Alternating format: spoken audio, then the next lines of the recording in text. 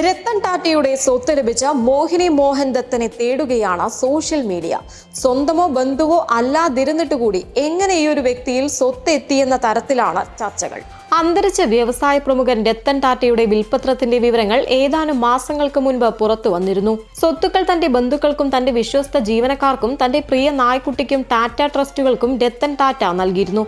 എന്നാൽ ടാറ്റയുടെ സ്വത്തിന്റെ 1/3 ഭാഗം മാറ്റിവെച്ചത് മറ്റൊരു വ്യക്തിക്കാണ്. മോഹിനി മോഹൻ ദത്ത എന്ന ജംഷഡ്പൂർ സ്വദേശിക്കാണ് ടാറ്റ ഇവ എഴുതി വച്ചിരിക്കുന്നത്.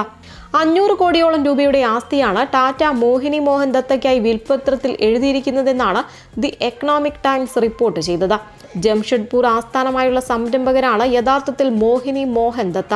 ടാറ്റ കൂടി ഓഹരി ഉടമയായിരുന്ന സ്റ്റാലിയൻ എന്ന കമ്പനിയുടെ സഹ ഉടമ കൂടിയായിരുന്നു ഇയാൾ. കമ്പനിയുടെ 80% ഓഹരി മോഹിനി മോഹൻ ദത്തയുടെ കൈവശവും 20% ടാറ്റ ഇൻഡസ്ട്രീസിന്റെ പേരിലുമായിരുന്നു. പിന്നീട് കമ്പനി പൂർണ്ണമായും ടാറ്റ ഏറ്റെടുത്തു. 24-ാം വയസ്സിൽ ജംഷഡ്പൂരിലെ ഡീലേഴ്സ് ഹോസ്റ്റലിൽ വെച്ചാണ് തങ്ങളുടെ സൗഹൃദം ആരംഭിക്കുന്നതെന്ന് നേരത്തെ മോഹിനി മോഹൻ ദത്ത വെളിപ്പെടുത്തിയിരുന്നു. അദ്ദേഹം തന്നെ സഹായിക്കുകയും ശക്തിപ്പെടുത്തുകയും ചെയ്തു. നേരത്തെ 2024 ഡിസംബറിൽ മുംബൈയിലെ NSPAയിൽ നടന്ന രത്തൻ ടാറ്റയുടെ ജന്മവാർഷിക പരിപാടിയിലും മോഹിനി മോഹൻ ദത്ത പങ്കെടുത്തിരുന്നു. മോഹൻ ദത്തയുടെ മകളും ടാറ്റ ഗ്രൂപ്പിൽ പ്രവർത്തിച്ചയാളാണ്. 2015 വരെ താജ് ഹോട്ടലുകളിലും പിന്നീട് 2024 വരെ ടാറ്റ ടെക്സ്റ്റൈൽസിലുമായിരുന്നു അവർ പ്രവർത്തിച്ചിരുന്നത്.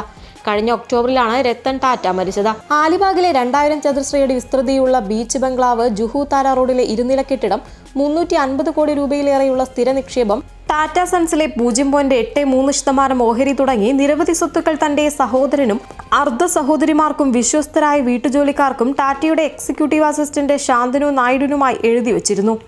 രത്തൻ ടാറ്റയും കുടുംബവും ജുഹുവിൽ താമസിച്ചിരുന്ന വീട്ടിൽ രത്തൻ ടാറ്റയ്ക്കും സഹോദരൻ ജിമ്മിക്കും അർദ്ധ സഹോദരൻ നോയൽ ടാറ്റയ്ക്കും വളർത്തമ്മ സിമോൺ ടാറ്റയ്ക്കും അവകാശമുണ്ട്.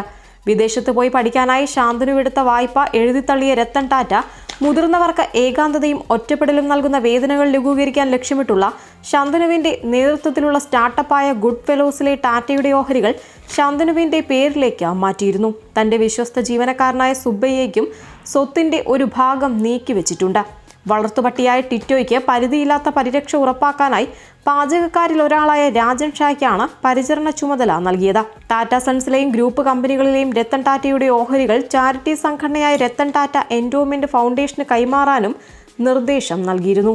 ന്യൂസ് ഡെസ്ക് സെഡ്കോ ന്യൂസ്.